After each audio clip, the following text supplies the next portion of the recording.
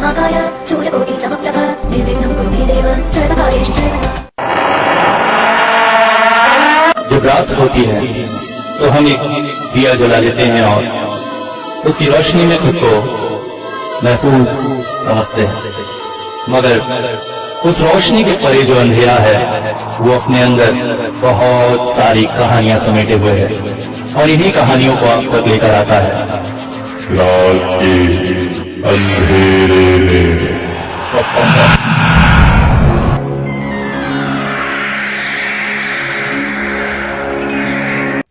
रात का गहरा सन्नाटा चारों ओर छाया हुआ था। सारी दुनिया नींद की गहरे आगोश में थी। शकुंतला भी मीठी नींद में सो रही थी। तभी अचानक उसे एहसास हुआ जैसे उसके पेट पर कोई हाथ फेर रहा है। शकुंतला 7 महीने की गर्भवती है। उसने सोचा उसके पति ही होंगे।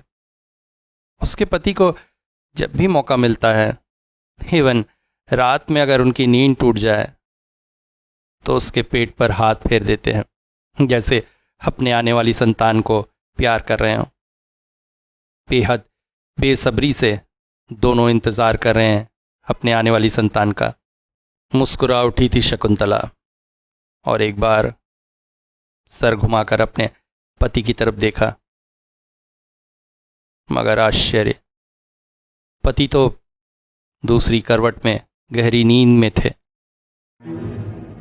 फिर अचानक उसकी नजर अपने पेट की तरफ गई।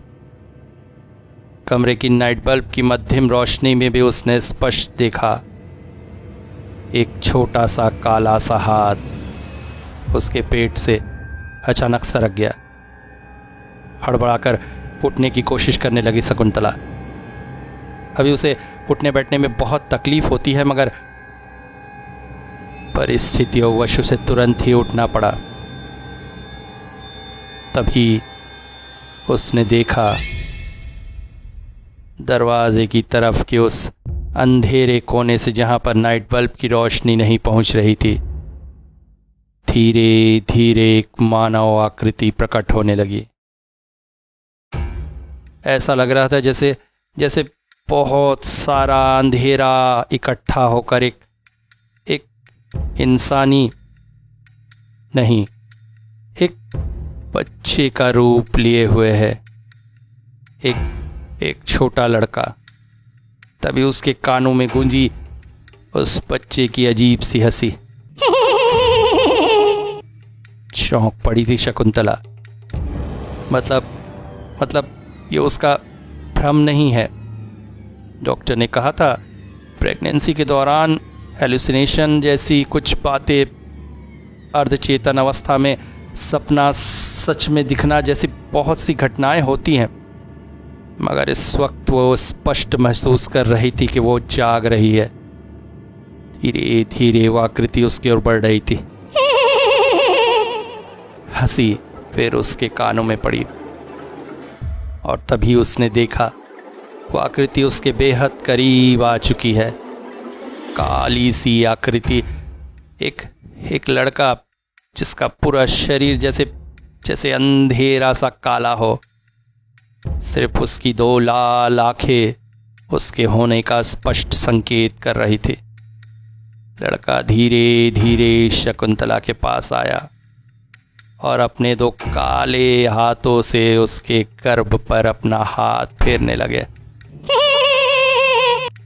शकुंतला चौंक उठी। उसे समझ में नहीं आ रहा था वो क्या करे। अजीब परिस्थितियों में फंस गई थी वो, जैसे उसके गले से आवाज भी नहीं निकल रही थी, मगर वो भयानक आकृति उसके सामने खड़ी थी। उसका सारा शरीर थर थर कांप रहा था। अचानक ही अपने आप को अब रोकने में वो असमर्थ थी। वो भयानक आकृति अब भी उसके पेट पर हाथ फेर रही थी।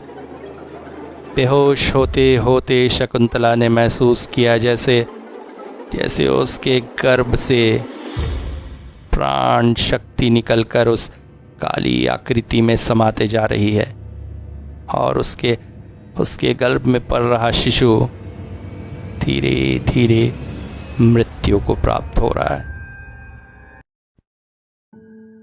कुंवर बलवंत राय ने जब विशाखा के पिता के सामने विवाह का प्रस्ताव रखा तो उन्हें समझ में नहीं आया वो क्या करें। कुंवर बलवंत राय राजस्थान के रजवाड़ों में से एक जमाने में इनका परिवार राजसी ठाट बाट से रहता था, इसलिए आज भी आसपास के गांव में उन्हें कुंवर सा कहकर ही बुलाया जाता है। हालांकि दूसरे रजवाड़ों की तरह बलवंत सिंह की स्थिति नहीं थी, क्योंकि दूसरे रजवाड़े आज अपनी शान और शौकत खोकर या तो अपने बड़े बंगलों को होटलों में बदलकर किसी तरह से जीवन जी रहे हैं या फिर सिर्फ पुरानी शान और शौकत को याद करके जी रहे हैं, जबकि बलवंत राय के दादा ने अपनी शान और शौकत को खोते देखकर कड़ी मेहनत से अपना व्यापार खड़ा किया था। आज बलवंत उस व्यापार का इकलौता मालिक है। उसका बड़ा सा महल सबकी आंखों में चकाचौंध डाल देता है। बलवंत की इस आर्थिक परिस्थिति के सामने विशाखा के पिता गरीब ही थे। उनके हाथों तो जैसे चांद लग गया था, मगर दोनों के पारिस्थितिक विपन्नता और संपन्नता के भिन्नता के अलावा भी कुछ भिन्नताएं थी। बलवंत विशाखा से करीब 10 साल बड़े थे। बलवंत की इससे पहले भी एक बार शादी हो चुकी थी। रेणुका एक रजवाड़ा परिवार से ही थी। रेणुका ने बलवंत के बच्चे को भी जन्म दिया था, मगर बलवंत से एक बात छुपाई गई थी। रेणुका के परिवार में एक दोष था। परिवार की सभी लड़कियां पहली संतान को जन्म देने के बाद से ही धीरे धीरे पागलपन के लक्षण से ग्रसित हो जाती थी। रेणुका भी इसी से ग्रसित हो गई और एक दिन अपने हाथों ही अपनी संतान को मारकर आत्महत्या कर ली। बलवंत के लिए तो जैसे दुखों का पहाड़ टूट पड़ा था। उसकी पत्नी, उसकी संतान, सब कुछ उससे छिन गए थे। उसे समझ में नहीं आ रहा था वो क्या करे। ऐसी परिस्थिति में धीरे धीरे वो आध्यात्म की ओर मुड़ने लगा। ऐसे ही एक बार हरिद्वार की यात्रा करते समय हरिद्वार की सीढ़ियों में उसे मिले गुरु कालीनाथ।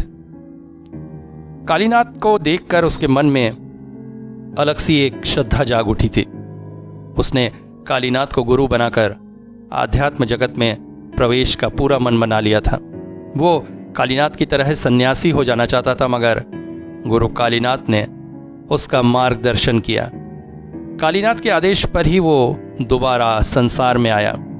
डूबता बिजनेस उन्हीं के मार्गदर्शन से सुधरा था और खास गुणों के अध्ययन के पश्चात गुरु कालीनाथ ने ही विशाखा से उसे विवाह करने का आदेश दिया था।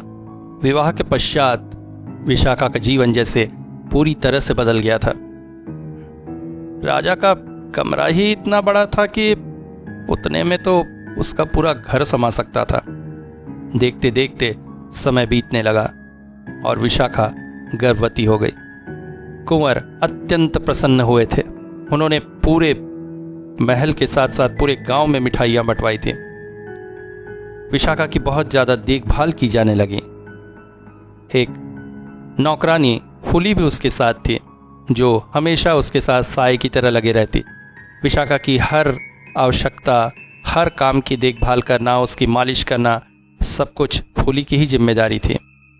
धीरे धीरे समय बीतता जा रहा था, मगर अचानक ही विशाखा को जैसे अजीब सा अनुभव होने लगा। उसे ऐसा लगने लगा जैसे जैसे कोई उसे देख रहा है। महल में नौकर चाकर और लोगों की कमी नहीं थी, मगर फिर भी उन सब के बीच भी उसे अजीब सा डर लगा रहता था। विशाखा डरपोक लड़की नहीं थी, बहुत हिम्मती थी। गरीबी से भरे बचपन में उसने बहुत सी परेशानियों और मुसीबतों का सामना किया था, मगर ये डर कुछ अजीब सा था। उस दिन वो अपने कमरे में अकेली ही थी। कमरे की खिड़की पे एक बालकनी बनी हुई थी। उसी बालकनी में बैठे हुए वो किताब पढ़ रही थी। तभी अचानक उसे फिर महसूस हुआ जैसे जैसे कोई उसे बड़े गौर से देख रहा है। उसने किताब पढ़ना बंद करके चारों नज़र घुमाई और उसकी नज़र सीधी गई सामने वाली खिड़की पर। वहाँ की बालकनी में दरवाजे की आड़ ली एक स्त्री खड़ी थी। विशाखा को ऐसा लगा जैसे वो उसे पहचानती है, मगर कौन, ये याद नहीं आया उसे। वैसे भी घर में इतने सारे नौकर चाकर हैं, मगर वो औरत एक टक उसे देख रही थी। धीरे धीरे ये परिस्थितियां स्थिर होने लगी। एक दिन महल की छत पर विशाखा आराम कुर्सी में बैठी हुई थी। फूली उसके पैरों में तेल मालिश कर रही थी और अलग अलग तरह की बातें बड़बड़ाती चली जा रही थी। फूली कच्ची उम्र की लड़की है, बातूनी, ऐसी ऐसी बातें करती है जिसे विशाखा समझ भी नहीं पाती है। रानी सा, आपको पता है वो गजेंद्र है ना, उसकी और उसकी पत्नी की लड़ाई हुई। गजेंद्र ने तो उसे खींच के एक थप्पड़ दिया, उसकी पत्नी थाने चली गई थी। कौन गजेंद्र, कौन पत्नी, इस बात का थोड़ा भी इल्म विशाखा को नहीं था, मगर फूली थी कि बड़बड़ाई चली जा रही थी। तभी अचानक विशाखा ने अपनी आंखें आराम मिलने की वजह से बंद की हुई थी, उन्हें खोली और खोलते ही साथ छत के दूसरे कोने पे वही औरत खड़ी दिखाई दी, एक टक उसकी तरफ देखती हुई। विशाखा अचानक चौंक कर हड़बड़ा कर उठ गई। फूली, उस औरत की तरफ देख तो रे, वो कौन है? फूली ने तुरंत ही पलटकर उधर देखा। कहाँ रानी सा, वहां तो कोई नहीं। चौंक पड़ी थी विशाखा, ये क्या बात हुई? उसने देखा मगर फूली को नहीं दिख रही है। मगर जैसे ही उसने दोबारा उस तरफ नजर दौड़ाई, फूली की बात उसे सही लगी, क्योंकि वहां पर अब कोई भी न था। अजीब बात है, विशाखा धीरे धीरे परेशान रहने लगी थी। उसे पता था ऐसी हाल में ज्यादा टेंशन लेना, ज्यादा परेशान होना उचित नहीं है, मगर क्या कर सकती थी वो। उस दिन बहुत दिनों बाद कुंवर बलवंत राय घर लौटे थे। शादी के बाद से ही बलवंत राय का ज्यादातर समय बिजनेस के सिलसिले में बाहर बीतता था, इसलिए विशाखा के साथ समय बहुत कम बिता पाते थे। मगर इसका मतलब ये नहीं था कि वो विशाखा का ध्यान नहीं रखते थे। और फिर जब से विशाखा गर्भवती हुई थी, तब से वो बेहद प्रसन्न थे। उनको घर आते देख विशाखा भी अत्यंत प्रसन्न हुई। विशाखा, विशाखा, हमारी आने वाली संतान हमारे लिए बहुत लकी है। तुम्हें पता है, आज मैंने एक बहुत बड़ा कॉन्ट्रैक्ट हासिल किया है। विशाखा इतनी पढ़ी लिखी तो नहीं थी कि अपने पति के बिजनेस को समझ सके। बस उसे इतना समझ में आ रहा था कि उसके पति बेहद खुश हैं। इससे बहुत पैसे मिलेंगे ना? अरे पूछो मत, सबसे खुशी की बात तो यह है कि वो विक्की कौशल इस प्रोजेक्ट को नहीं ले पाया। मेरा कॉम्पिटिटर है। इससे पहले एक दो बड़े प्रोजेक्ट उसने मेरे हाथों से निकाल लिए थे, मगर इस बार ये प्रोजेक्ट मुझे ही मिला। क्यों, क्या हुआ? अरे वो आया ही नहीं प्रोजेक्ट में पार्टिसिपेट करने। क्यों? पता नहीं, उसकी पत्नी को लेकर कुछ प्रॉब्लम थी। खैर छोड़ो, तुम्हारी तबीयत कैसी है? ठीक हूं। एक पल को विशाखा को लगा अपनी परेशानी अपने पति को बता दे, मगर पति का इतना अच्छा मूड देखकर वो कह न सकी। अचानक ही कुंवर ने अपने साथ लाए हुए मिठाई के डब्बे में से एक मिठाई विशाखा के मुंह में डाल दी। लो मिठाई खाओ। और हमारी बिटिया रानी, आप हमेशा बिटिया रानी क्यों कहते हैं? अगर बेटा हुआ तो? नहीं, ऐसा नहीं हो सकता। गुरुदेव ने कहा है हमारी बेटी ही होगी। रात में विशाखा और कुंवर गहरी नींद में सो रहे थे। तभी अचानक विशाखा को बाथरूम जाने की जरूरत महसूस हुई। पिछले कुछ समय से रात में उसे कुछ ज्यादा ही बाथरूम लग रही है।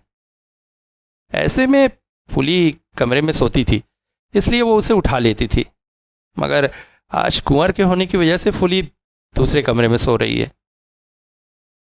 एक बार विशाखा को लगा कि कुंवर को उठाए, मगर कुंवर घर से बाहर रहते हैं। इस वजह से पति पत्नी होने के बाद भी विशाखा कुंवर के साथ उतनी घुल मिल नहीं पाई है कि बाथरूम जाने के लिए उनसे कह सके। उसे शर्म से महसूस हुई, इसलिए खुद ही उठकर धीरे धीरे बाथरूम की तरफ जाने लगी। बाथरूम कमरे के अंदर ही है, मगर कमरा ही इतना बड़ा है कि बाथरूम तक जाने के लिए उसे काफी दूर जाना पड़ता है। ऊपर से पड़ा हुआ पेट उसे चलने फिरने में बहुत तकलीफ देता है। धीरे धीरे बाथरूम के पास पहुंची। कमरे में नाइट बल्ब की रोशनी थी, जो काफी हद तक अंधेरे में डूबी हुई थी। बाथरूम का स्विच अंदर था, वहां तक नाइट बल्ब की रोशनी नहीं पहुंच रही थी, इसलिए बाथरूम घुप अंधेरे से भरा था। विशाखा ने बाहर से ही स्विच को टटोलते हुए जैसे ही स्विच के बटन पर हाथ रखा, चौंक पड़ी थी वो। एक अत्यधिक ठंडा सा हाथ पहले से ही स्विच पर रखा हुआ था। घबराकर उसने अपना हाथ बाहर खींच लिया। एक पल को उसे समझ में नहीं आया क्या हुआ था ये। कुछ देर उसी तरह जड़वत वो बाहर खड़ी रही। फिर हिम्मत करके धीरे से दोबारा जब टटोला तो नहीं, सीधा स्विच ही उसके हाथों में था।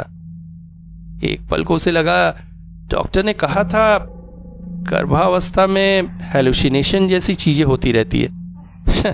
शायद ये उसी का कोई असर था।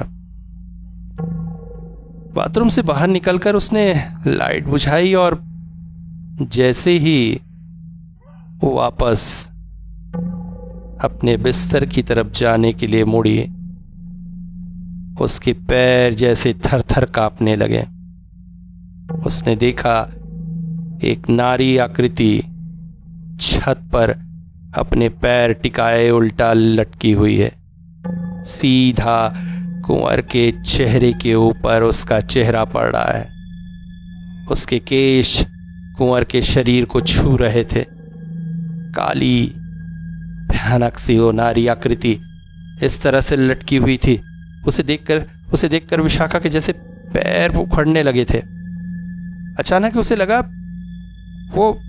वो इस नारी आकृति को पहचानती है, मगर अब तक उसने इस नारी आकृति को जिस रूप में देखा है उसके बजाय आज कुछ और ही रूप था उसका। कितना भयानक, कितना डरावना, कितना निशंस। उसकी वो लाल आंखें, लपलपाती जीभ, मुंह से निकलते हुए बड़े बड़े दांत। विशाखा अपने आप को संभाल ना सकी और बेहोश होकर जमीन पर गिर पड़ी। जब आंख खुली तो सवेरा हो चुका था। वो बिस्तर पर लेटी थी। आसपास बहुत सारे चेहरे उसकी ओर चिंता भरी निगाहों से देख रहे थे। इनमें से कुछ चेहरों को पहचानती थी, कुंवर, फूली और डॉक्टर साहब। उसे होश में आता देखकर डॉक्टर बोले, क्या बात है, तुम इस तरह से बाथरूम के पास बेहोश होकर गिर गई? मैंने तुम्हारी चीख सुनी और चौंक कर उठा तो देखा तुम वहां गिरी हुई थी। हुआ क्या था? डॉक्टर ने और कुंवर ने उससे पूछा। एक पल को लगा सारी बात खुलकर वो बता दे, मगर फिर सोचा क्या पता लोग उसकी बातों पे विश्वास करेंगे या हंसी में टाल देंगे। इसलिए बिना कोई जवाब दिए वो एकटक कमरे के बाहर की तरफ देखती रही। डॉक्टर और कुंवर समझ गए कि वो कुछ कहना ना चाहती है। डॉक्टर कुछ दवाइयां प्रिस्क्राइब करके चले गए। कुंवर ने डॉक्टर को बाहर तक छोड़ा और उसके बाद वो कमरे में लौटे। उन्होंने कमरे से सभी को बाहर किया, फूली को भी, और उसके बाद बिस्तर पर आकर बैठे। रानी साहब, खुलकर बताइए क्या हुआ है, क्योंकि हमें ऐसा लग रहा है कोई तो बात है। पति के मुंह से ये शब्द सुनकर विशाखा जैसे टूट पड़ी और फिर उस औरत के दिखाई देने से कल रात तक हुई सारी घटना खुलकर उसने कुंवर को बता दी। ओह, तो ये बात आपको हमें पहले बतानी चाहिए थी। चौंक पड़ी थी विशाखा। वो तो सोच रही थी कुंवर उससे कहेंगे ये सब हेलुसिनेशन है, तुम्हें इन सब बातों पर ध्यान नहीं देना चाहिए, कुंवर का एटीट्यूड तो कुछ और ही था। कुंवर ने कहा, अब 1 मिनट रुको, कहकर वो कमरे से बाहर चले गए, मगर आधे मिनट में ही वापस लौट आए। कुंवर के हाथों में एक लाल कवर वाली किताब थी। देखते ही विशाखा पहचान गई, ये उनके शादी के एल्बम है। मगर इस वक्त शादी की एल्बम? पर जैसे ही कुंवर उसे लेकर बैठे, विशाखा को समझ में आ गया, ये शादी के एल्बम जरूर है मगर उनकी नहीं, बल्कि कुंवर की पहली पत्नी की। और एक फोटो खोलकर कुंवर ने विशाखा को दिखाते हुए कहा, क्या वो यही थी? देखकर चौंक पड़ी थी विशाखा। इससे पहले एक बार उसने ये एल्बम देखी थी। चेहरा देखते ही उसे समझ में आया कि क्यों बार बार उसे ऐसा लग रहा था कि वो उस चेहरे को पहचानती है। ये तो कुंवर की पहली पत्नी थी, वही औरत जो बार बार उसे दिख रही थी और कल रात भयानक रूप में दिखी थी। हाँ यही। ओह, तो रेणुका अब तुम्हें परेशान कर रही है। खैर, घबराने की कोई बात नहीं।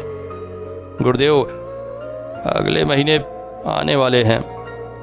एक खास तरह का यज्ञ होगा हमारे बच्चे के नाम से। मैं आज ही उन्हें खबर भिजवाता हूं कि वो जल्दी आए। तुम्हें डरने की जरूरत नहीं है। बाद में कुंवर ने उसे यह भी बताया था कि रेणुका मरने के बाद कुछ समय तक उन्हें भी इसी तरह से परेशान करती रहती थी, मगर गुरुदेव कालीनाथ ने उनके जीवन से उसे मुक्त किया है। इसके बाद 15 दिनों तक कुंवर किसी भी काम से कहीं भी नहीं गए। हर समय वो विशाखा के साथ ही रहे। घर में भी ऐलान कर दिया गया था कि 15 दिनों बाद गुरुदेव कालीनाथ पधारने वाले हैं। तब तक कुंवर घर पर ही रहेंगे और वहीं से काम करेंगे। उस दिन विशाखा अपने कमरे में लेटी हुई एक किताब पढ़ रही थी। तभी फूली आई। रानी सा, आपको कुंवर सा नीचे बुला रहे हैं, गुरुदेव आए हैं। सुनकर तुरंत ही किताब रखकर सिर पर घूंघट डाले फूली का सहारा लेकर वो धीरे धीरे नीचे की तरफ चल पड़ी। नीचे के कमरे में गुरु कालीनाथ बैठे थे। विशाखा ने अब तक गुरु कालीनाथ के बारे में जो भी रूपरेखा सोची थी, कालीनाथ उससे एकदम अलग ही थे। उसने सोचा था गेरुआ वस्त्रधारी, माथे में चंदन पहने, खड़ाऊ पहने कोई सौम्य चेहरे का व्यक्ति होगा, जैसा कि कुंवर हमेशा उनके बारे में बताते हैं, मगर यहां तो कुछ और ही स्वरूप था। लाल रक्तिम वस्त्रों में, माथे पर लाल चंदन का बड़ा सा टीका लगाए, चेहरे पर गहरी दाढ़ी मूंछों से युक्त एक व्यक्ति वहां पर बैठा हुआ था, जिसकी लाल आंखें एक टक देखी नहीं जाती थी उसकी ओर। ऐसा लगता था वो लाल आंखें तुम्हारी अंतरात्मा तक को भेद जाती हों। विशाखा को समझ में आ गया था उनके गुरु असल में अघोरी तांत्रिक जैसा कोई व्यक्ति है। उसने देखा कालीनाथ एक टक उसके बड़े हुए पेट की तरफ देख रहा है। उसे थोड़ा सा असामान्य सा लगा। उसे ऐसा लगा जैसे उसके गर्भ में छुपे हुए बच्चे को वो टटोलने की कोशिश कर रहा है। उसे वैसा ही खड़ा देखकर कुंवर बोले, ये क्या विशाखा, प्रणाम करो गुरुदेव को। विशाखा को झुकने में तकलीफ होती थी, मगर उसके बाद भी उसने किसी तरह से उनके पैर छुए। सौभाग्यवती भव, सौभाग्यवती भव। तो रेणुका की आत्मा तुझे परेशान कर रही है? जी। घबरा मत बेटी, घबरा मत। इसके बाद अपने कमर में बंधे हुए झोली से एक काले रंग का ताबीज निकालकर उसने विशाखा की तरफ बढ़ा दिया। ले, अभी नहाने के बाद इसे गले में डाल ले। ओह, तेरा एक बाल भी नहीं छू पाएगी। विशाखा ने देखा ठीक ऐसा ही एक ताबीज तो कुंवर के गले में भी है। शायद रेणुका से बचाने के लिए उसे भी यही उपाय दिया गया था। विशाखा को वहां पर खड़े रहना कुछ अजीब सा लग रहा था। कमरे में एक अजीब सी जली हुई बदबू थी जो विशाखा को उल्टियां लाने के लिए जैसे लग रहा था। वैसे भी आजकल उसे कुछ उल्टियां ज़्यादा ही महसूस होती हैं।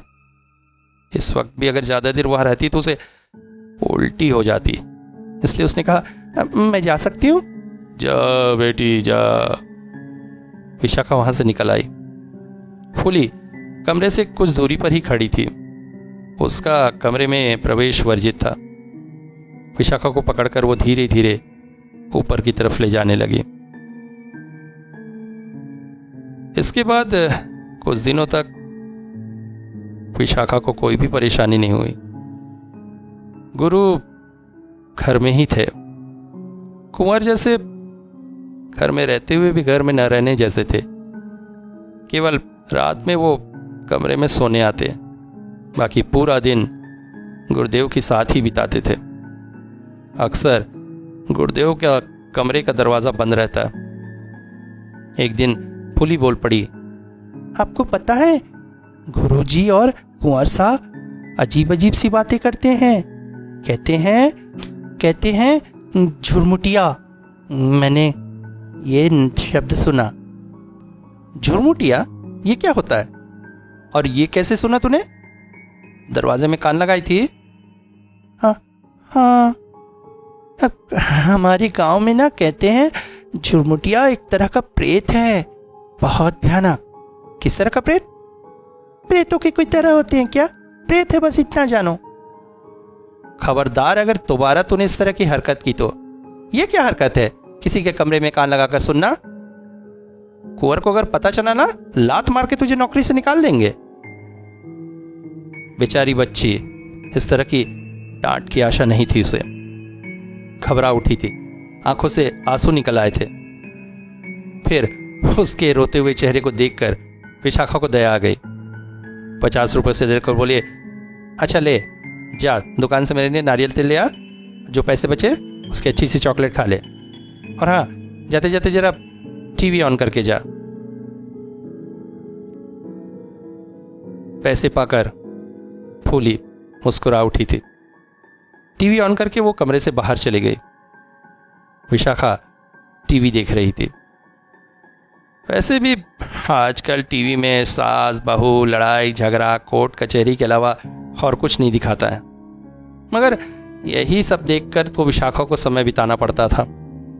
तभी अचानक नौकर ने आके कहा, रानी सा, गुरुदेव आपको नीचे बुला रहे हैं। तुरंत ही टीवी ऑफ करके विशाखा नीचे चल पड़ी। कमरे पर पहुंचकर फिर से तकलीफ के साथ उन्होंने गुरु को प्रणाम किया। अरे अरे, रहो, ज्यादा तकलीफ मत करो बहू। रेणुका की आत्मा अब तुम्हें तंग तो नहीं कर रही ना? नहीं। मगर निश्चिंत होने की जरूरत नहीं है, वो यहां से गई नहीं है। मुझे तुम्हारे आसपास उसकी उपस्थिति महसूस हो रही है। इसके लिए हमें एक खास तरह का यज्ञ करना होगा, अन्यथा वो कमीनी अपने बेटे को तो खा गई थी, अब उसकी नजर तुम्हारी संतान पर है। अगले शनिवार अमावस पड़ रही है, उस दिन एक खास तरह का यज्ञ करूंगा मैं रात में। उसमें तुम्हें भी उपस्थित रहना पड़ेगा। घबराओ मत, तुम्हें कुछ खास नहीं करना है, बस बैठना है वहां। अच्छा, अब जाओ। विशाखा कमरे से बाहर चले आई। पीछे पीछे आकर कुंवर ने कमरे का दरवाजा बंद कर दिया। विशाखा के मन में अजीब सी उत्तेजना जाग उठी। क्या बात करते हैं दोनों आखिर? फूली की तरह उसने भी दरवाजे में कान लगाकर सुनने की कोशिश की। बातें बहुत धीमी थी, मगर दो खास शब्द उसके कान में पड़े। गुमशान कच्चा कलुआ। गुमशान कच्चा कलुआ, गुमशान कच्चा कलुआ। इन्हीं बातों को सोचते हुए विशाखा वहां से चली आई। किसी नौकर चाकर की नजर अगर पड़ जाती तो कुंवर को पता चलता कि वो इस तरह कान लगाकर सुन रही थी तो डांट पड़ सकती थी। मगर ये गुमसान और कच्चा कलवा है क्या? तांत्रिक जगत की कोई चीज है? किससे पूछे वो? तभी अचानक याद आई उसे अपने ताऊजी की। एक समय ताऊजी तंत्र मंत्र और अघोरी साधुओं के साथ समय बिताते थे अपनी जवानी के समय। फिर जब ताऊजी की मां ने देखा लड़का हाथ से निकल रहा है तो गर्दन पकड़कर उनकी शादी कर दी थी। तब से वो सांसारी हो गए, मगर ज्ञान उनके पास बहुत है। एक बार फोन करके उनसे पूछे क्या। फिर अचानक सोचा अब वो कोई साधारण लड़की नहीं रही, नहीं कोई बच्ची है, वो राजघराने की बेटी है। ऐसे में ताऊ को फोन कर इस तरह के उल जलूल प्रश्न करके वो अपनी ही हंसी उड़ाएगी। नहीं नहीं, ये फूली की बच्ची ही सारी फसाद की जड़ है। क्या क्या उसके दिमाग में डाल दिया है। उसने स्पष्ट अपने मन से ये बात निकाल दी। उस रात एक बार फिर से विशाखा को बाथरूम जाने की हाजत महसूस हुई। उठकर वो बाथरूम की तरफ जा ही रही थी कि अचानक बाहर से किसी बच्चे के हंसने की आवाज आई। कमरे की खिड़कियां बंद थी, इस वजह से आवाज उतनी स्पष्ट न थी, मगर महसूस हो रहा था जैसे पीछे वाले गार्डन की तरफ से आवाज आ रही है। अचानक ही विशाखा के कदम उस तरफ खुलने वाली खिड़की की तरफ चल पड़े। खिड़की से उसने झांक कर देखने की कोशिश की। बाहर चांद की रोशनी फैली हुई थी। उस रोशनी में ही बाहर पेड़ पौधे दिख रहे थे। उसने खिड़की का कांच खोला और गौर से देखने की कोशिश की। कांच खुलते ही हंसी और तेज और स्पष्ट होने लगी। स्पष्ट लग रहा था गार्डन के उन पेड़ पौधों के बीच कोई बच्चा हंस रहा है। गौर से जब उसने देखा तो महसूस किया चांद की रोशनी और पेड़ पौधों के बीच अंधेरे का एक टुकड़ा जैसे वहां पर उपस्थित है। उसने और आंखें गड़ाकर देखने की कोशिश की। नहीं, अंधेरे का टुकड़ा नहीं, वो तो कोई इंसानी आकृति है। इंसानी आकृति नहीं, कोई बच्चा है। अचानक उस बच्चे ने भी जैसे उसकी तरफ मुड़कर देखा।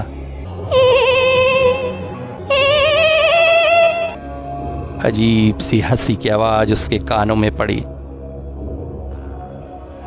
उसकी तरफ देखकर अचानक वो बच्चा उठकर खड़ा हो गया।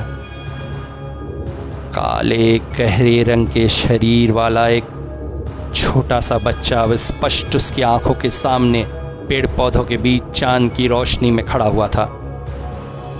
वो एक टक विशाखा की तरफ ही देख रहा था। विशाखा डरने वालों में से नहीं थी। इस तरह से अचानक राजमहल में चौकीदारों के होते हुए भी बच्चे का घुस आना उसे अजीब लग रहा था। वो उसी बच्चे की तरफ देखते रही और अगले ही पल जो हुआ, उसने विशाखा को ऐसी हिम्मत वाली लड़की को भी खिड़की से 2 कदम पीछे जाने के लिए मजबूर कर दिया। उसने देखा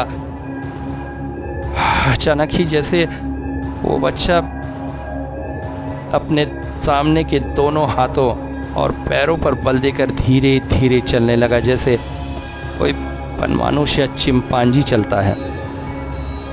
फिर वहां से खिड़की के कुछ पास आने के बाद असामान्य रूप से उसने एक लंबी छलांग मारी और फर्स्ट फ्लोर पर बनी हुई उसी खिड़की के ग्रिल को पकड़कर लटक गया। विशाखा के सामने इस वक्त ग्रिल के उस पार वो काली आकृति उसकी तरफ देखकर हंस रही थी। एक ही पल में जो कुछ हुआ उसे देखकर विशाखा को अपनी आंखों पर विश्वास नहीं हुआ। क्या ऐसा भी हो सकता है? कौन है ये भयानक काली आकृति? तभी अचानक उसके कानों में नीचे कमरे की खिड़की से आते हुए गुरु कालीनाथ की आवाज आई। कच्चा कलुआ तेरा हलुआ तेरी जान में उखाड़ू रे, तुझे पे नडर डाल के उसको मार कर खाने की कोशिश बिगाड़ू रे, तेरी सजा तुझ पर जाए अपना मांस तू खुद खाए, तेरी सजा तुझ पर जाए अपना मांस तू खुद खाए। विशाखा ने थोड़ी बहुत जानकारी हासिल कर रखी थी। उसे समझ में आ रहा था गुरु कालीनाथ इस वक्त किसी खास तरह का साबर मंत्र जप रहे हैं, और अगले ही पल चीख सी निकली उस बच्चे के मुंह से और नीचे की तरफ वो कूद पड़ा। हिम्मत करके विशाखा खिड़की के पास गई और नीचे झांकने की कोशिश की, आखिर वो कहाँ जाता है। तब उसने देखा गुरु कालीनाथ की खिड़की से उनके 2 हाथ बाहर हैं, जिसमें एक बड़ी सी झोली लटक रही है और वो आकृति उस झोली में समा गई। अगली सुबह विशाखा ने अपने ताऊजी को कॉल लगाया। हेलो, कौन? ताऊजी, मैं विशाखा बोल रही हूँ। अरे विशाखा बेटी,